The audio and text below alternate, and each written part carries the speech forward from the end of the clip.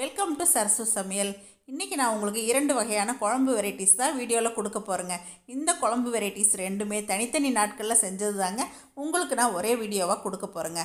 சொரக்காய் போட்டு ஒரு உருண்டை குழம்பு ரொம்பவே டேஸ்ட்டாக இருக்குங்க. அதேமாரி வெண்டைக்காய் போட்டு ஒரு மோர் குழம்பு, இந்த 2 குழம்பு தான் பார்க்க போகிறோங்க. முதல்ல நம்ம சொரக்காய் உருண்டை குழம்பு எப்படி செய்கிறதுன்னு பார்த்துட்டு மோர் குழம்புக்கு போயிடலாங்க. வாங்க இப்போ வீடியோக்குள்ளே போகலாங்க.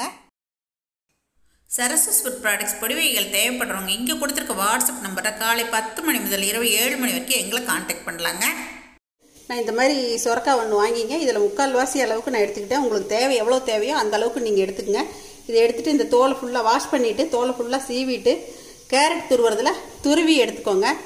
இப்போ நான் சொரக்காயை தோல் சீவிட்டு இந்த மாதிரி துருவி ரெடியாக வச்சுருக்கேங்க. இதில் இருக்க தண்ணியெல்லாம் நம்ம நல்லா புழிஞ்சு எடுத்துடணும். பாருங்க இதில் எவ்வளோ தண்ணி வரும். இப்போ இந்த தண்ணியையும் நம்ம வேஸ்ட் பண்ண வேண்டாம். காயில் இருக்க தண்ணியையும் இதையும் நம்ம குழம்போட சேர்த்துடலாம்.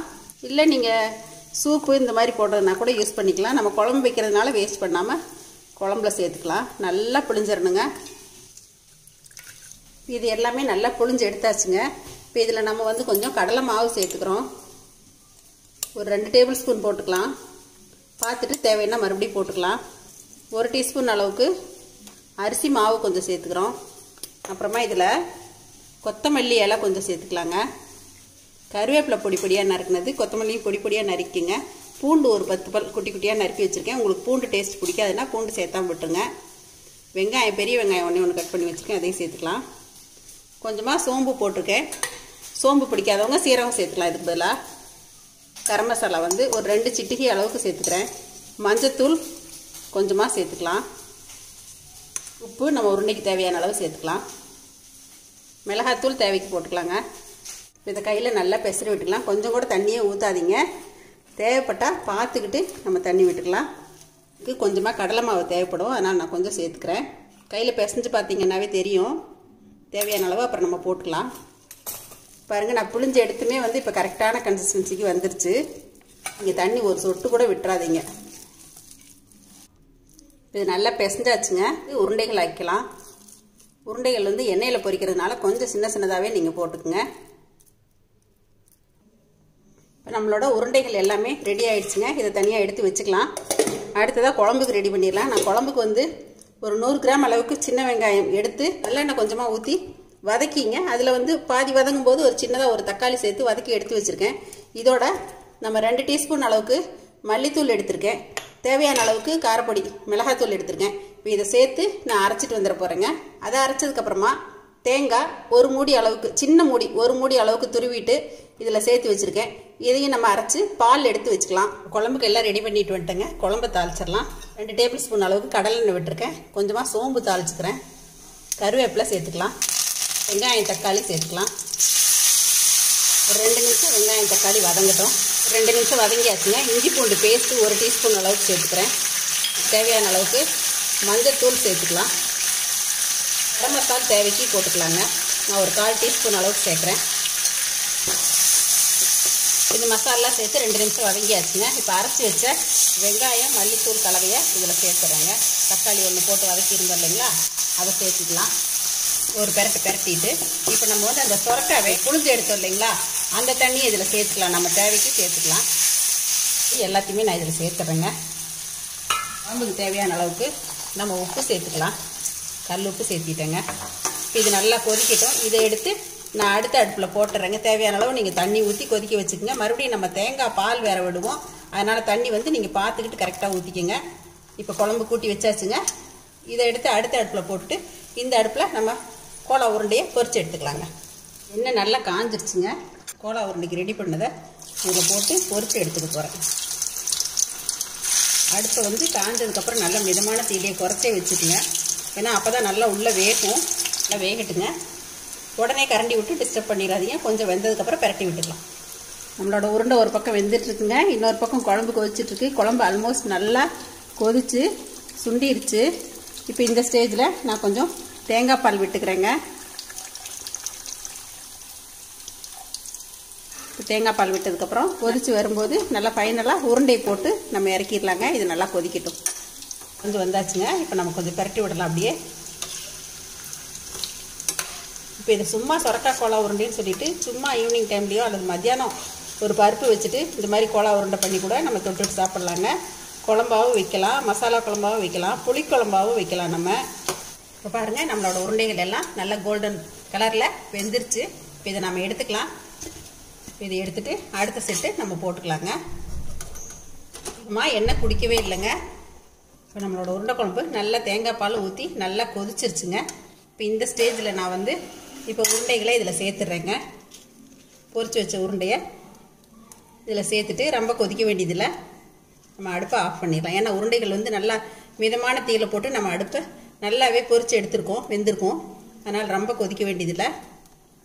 நம்ம உருண்டைகளை சேர்த்து அடுப்பை ஆஃப் பண்ணிடலாங்க. இப்போ மேலாப்பில் கொஞ்சமாக மல்லி இலை போட்டுக்கலாம். நம்மளோட கோலா உருண்டை மசாலா குழம்பு ரெடிங்க.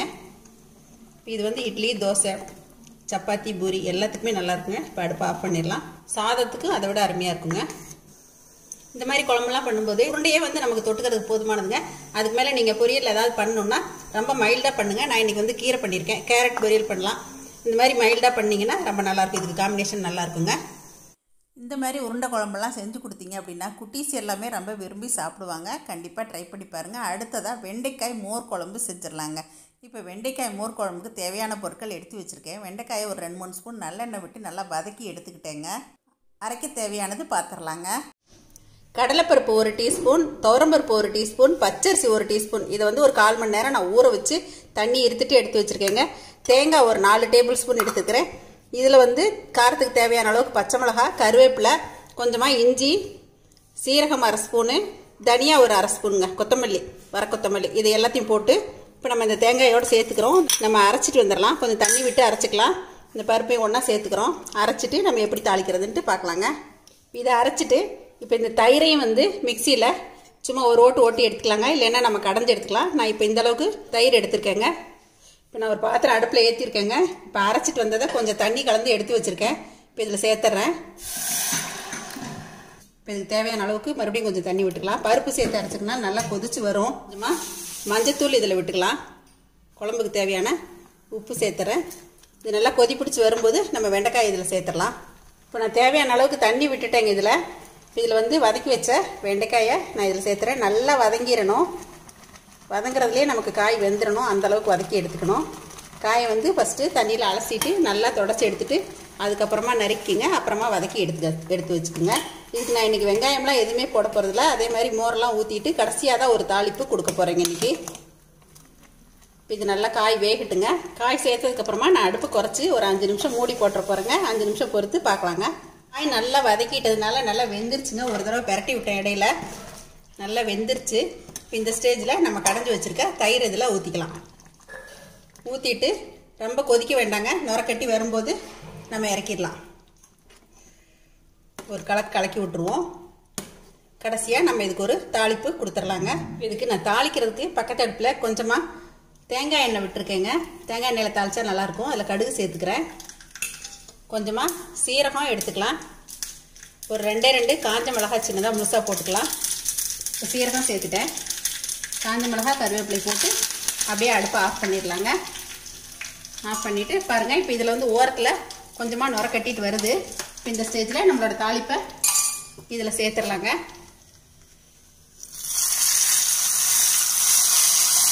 இது வந்து நம்ம அப்படியே நுரக்கட்டி வரும்போது நம்ம இறக்கிடணும். கொதிக்க விடக்கூடாது. கொதிக்க விட்டால் தண்ணி ஆயிரும். பாருங்கள் ஓரமெல்லாம் நுரைச்சி வருது. இப்போ ஆஃப் பண்ணிடலாம். அவ்வளோதாங்க. நம்மளோட கம வெண்டைக்காய் மோர் குழம்பு ரெடி ஆயிடுச்சுங்க. பாருங்கள் ரொம்ப தண்ணியாக இல்லாமல் கெட்டியாகவும் இல்லாமல் கரெக்டான பதத்துக்கு இருக்குது. இது சுடு சாதத்தில் போட்டு பிசைஞ்சு சாப்பிட அருமையாக இருக்குங்க. நீங்கள் மோர் குழம்பு செய்கிறப்ப இந்த மாதிரி ஒரு நாள் ட்ரை பண்ணி பாருங்கள். நான் செஞ்சு காட்டினேன் இந்த சொரக்காய் உருண்டை குழம்பும் இந்த மோர் குழம்பும் உங்கள் எல்லாருக்கும் ரொம்ப பிடிச்சிருக்குன்னு நினைக்கிறேங்க. இதை பார்த்துட்டு எப்பயும் போல் உங்களோட ஃபீட்பேக் சொல்லுங்கள், ஷேர் பண்ணுங்கள், சப்ஸ்கிரைப் பண்ணுங்கள். தேங்க்யூ. சரசு சமையல் பாருங்கள். சமையல் நல்லா பண்ணுங்கள்.